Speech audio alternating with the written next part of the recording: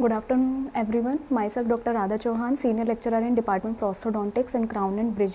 Today, we will be discussing about implant dental materials. So, starting with the contents, their definition of implant, types, material used, titanium, ceramic, implant parts, implant abutment connection, platform switching, osseointegration, and implant surface and coating. So, starting with the introduction, implant definition. According to GPT-9, any object or material such as alloplastic substance. Alloplastic means non-human materials or non-organic materials, or either tissue which is partially or completely inserted or grafted into the body for therapeutic, diagnostic, prosthetic or experimental purposes. So what are the types of implant? There are three types of implants: subperiosteal, transosteal and endoosseous. Subperiosteal, it is a framework that rests upon the body and penetrates, it do not penetrates. In transosteal, it penetrates completely through the body. In endoosseous, it is partially penetrated or partially above the bony ridges. So what are the material used for implants? There are metals, ceramics, polymer and composites. In metal, stainless steel, cobalt chromium, titanium, surface coated titanium. In ceramic, hydroxyapatite, bioglasses, aluminum oxide. And others are gold, tantalum, carbon, etc. So what is titanium implants? They are known as pure titanium, CPTI, widely used material for implants. These are the material of choice because of low density, minimal biocorrosion due to its passivating effect and excellent biocompatibility. They are 5 to 10 times higher stiffness than that of bone. Titanium alloys form of titanium are also used. They have 6% weight aluminum and 4% weight vanadium. The surface coated titanium are coated with a material that bonds and promotes bone growth. They are bioactive in nature.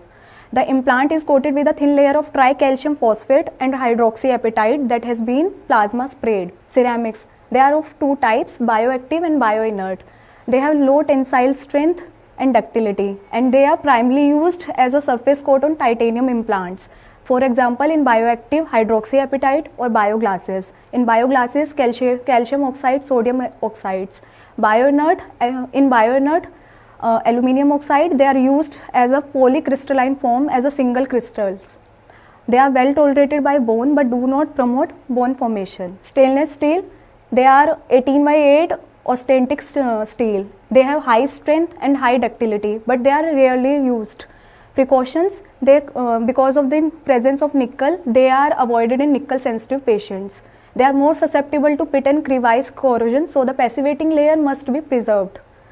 Polymers and composites, they have been fabricated in porous and solid forms of tissue attachment and replacement augmentation. However, in some implants, they are mainly used within the implant as connector for stress distribution. In other material, they are zirconium and tungsten. They are the implant parts. Basic implant design, they are cylindrical in root form. They are the most endoosseous implant which are divided into two basic parts. One is fixture and other is abutment. In fixture, these are embedded in the bone and abutment supported the crown. It is above the bony crest. The implant may be one piece or two piece. In one piece, they are joined together, and in two piece, implant or abutment are separated. The abutment is secured to the implant by means of abutment screw. Implant fixture. The most commonly used implant fixture is cylindrical screw or tapered screw. First of all, the implant insertion through the surgical procedure. Then the abutment is used, usually screwed in the implant. Then the crown construction or crown screwed on the cemented on abutment. Implant, they basically designed as a system depending on the company. Various accessory components, they are also available. They include the drill, healing caps, impression copings, impression analog and lab accessories. Implant abutments, they are the portion of the dental implant that serve to support or retain any fixed or removable partial prosthesis. They are classified as according to the fabrication procedure, stock abutment, custom or CAD/CAM. According to the material used, titanium, zirconium, gold and steel. According to angulation, they are angled or non-angled. What are the stock abutments? They are preferable, easy and direct abutments, provide the most accurate fit to the dental prosthesis. They can be modified at the chair side or in the laboratory as well. They come in varying size and emergence profiles. Some come with scalloped margins for improved margin aesthetics.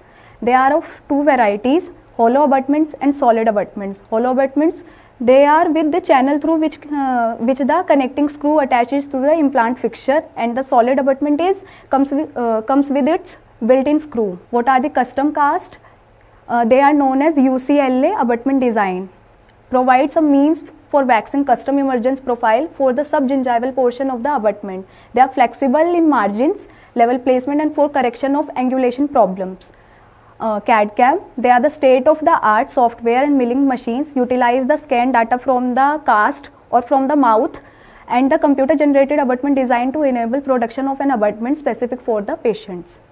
What are the angle abutments? They are used to correct the implant crown alignment, for example, upper central incisors. Zirconia abutments, they are tooth-colored ceramic materials. These are indicative for patient with increased level of aesthetics, like in upper anteriors and lower anteriors. What are the equipments and parts associated with implant surgery? There is an implant motor with high torque. There is an handpiece which is used as contra-angled, and a nozzle with saline irrigation. Torque ranges from 50 to 70 Nm and the speed from 300 to 40,000 RPM. They have in low speed but high torque. Implant drills, the pilot drill is the first drill. It helps to establish the direction of subsequent drilling and the implant placement. They are usually made of stainless steel. Cover screw, it is used after the implant placement. The implant surgery done in 2 stages. In the first stage, implant is inserted in the bone and it is left to integrate for a period of 3 months. After the implant is placed, the cover screw is used to cover the coronal end of the implant surface. The cover screw prevents bony ingrowth and keep the abutment chamber patient with the implant is integrating. Healing abutment. It is placed 3 months later after the second stage. The cover screw of implant is exposed, cover screw is removed, and healing abutment is placed upon the implant. The healing abutment exposes the implant to the oral cavity and prepares the space for the future abutment. Healing abutment, it is cylindrical or anatomic in design. What are the function of healing abutment? It allows the punched out tissue to heal, promote the depth of sulcus epithelium. It helps to develop papilla and marginal gingiva, thus improving the soft tissue aesthetics. Helps to develop a proper emergence profile from the implant platform to the crown, thus improving the restoration aesthetics. What are the implant abutment connection? It is the most important part of the implant design. They are one of the main factor helps in proper functioning, stability and longevity of the implant. Abutment is secured to the implant with the help of a screw. During occlusal function, considerable stress may be transferred to the screw and can lead to early loosening or even fracture of the implant. Function of the implant abutment connection, its interface determine joint strength, stability, lateral and rotational stability. It also reduces stress on the abutment screw. What are the type of implant abutment connection? They are of 2 types, external or internal. What are the external hex? According to Brainmark protocol requires several external hex implant consist of fully edentulous arches. In internal hex, they are 3-point internal tripod, 5-point, 6-point, 8-point or 12-point. What is platform switching? It is a method used to preserve alveolar bone level around dental implants. The concept refers to the placing of an abutment of narrower diameter on implants of the wider diameter rather than placing abutment of similar diameter. Biointegration or osseointegration. For an implant to function, it must integrate to the implant surface to the oral tissues. The term osseointegration was first described by Brainmark and refers to the fusion of the bone with the implant surface. It is defined as an apparent direct connection of the implant surface and the host bone without intervening connecting tissue. Thus, a direct structural or functional connection between the bone and implant allow an implant to transmit functional stress directly to the bone. This is platform switching. What are the factors affecting osseointegration and why it is needed? It is needed for better retention and better stability of the implant surface to the bone. So, proper treatment planning, atraumatic drilling of the bone, selection of proper implant material, implant design, favorable occlusal forces, bone quality, good oral hygiene, or no contraindicating local or systemic factors are involved. Implant surfaces and coatings. It is a critical to proper biointegration of the implant. For this purpose, various techniques have been used to modify the implant surfaces. The techniques may be classified as ablative procedure. Ablative means removal of material from the surface of an object by blasting, vaporization, chipping or erosive procedure. Some procedures are grit blasting, acid etching, anodizing, short or laser pinning. Second is additive procedure. Additive means process of creating a new layer on the implant surface. These are plasma spraying, electrophoretic deposition, sputter deposition, soluble gel coating, soluble blast media, pulsed laser deposition and biomimetic precipitation. So what is grit blasting? Rough surface is created by grit blasting the machine titanium implant surface with hard particles. So particles are projected through a nozzle at a high velocity on the implant surface by means of compressed air followed by washing in non-etching acid and distilled water to remove residue blasting materials. So what are the grit blasting materials? These are titanium oxide, calcium phosphates, zirconia or aluminium. So what are the disadvantages of grit blasting? In case of alumina, residual blasting media is often embedded into the implant surface and can interfere with the osseointegration. Acid etching. Implant surface, it can be roughened or acid etched with sulfuric acid or hydrochloric acids. What are the advantages of acid etching? Produce a cleaner surface as there is no possibility of external agent. There is no possibility of loss of layer through debonding, dissolution or wear. Anodization. It is an electrochemical process used to increase the thickness of the natural oxide layer on the implant surface. Anodization modifies the microstructure and crystallinity of the titanium oxide layer. Anodization is done with the help of a strong acid, for example sulfuric acid, phosphoric acid, nitric acid, with high current density and high voltage. Short laser pinning, it is similar to sandblasting, where the surface is bombarded with a small spherical particles causing small indentation to form. Laser pinning involves the use of high intensity pulses of laser to create a regular honeycomb pattern with small pores. What are the hydroxyapatite coated implant? They are also called as hydroxyapatite or calcium hydroxide phosphate. It is naturally occurring mineral form of calcium apatite. Bone is a specialized mineralized connective tissue consisting by weight of 33% organic matrix permitted by hydroxyapatite, which makes up a remaining of 67% of bone. For this reason, hydroxyapatite is being investigated as a possible material for coating or composites. What is the rationale?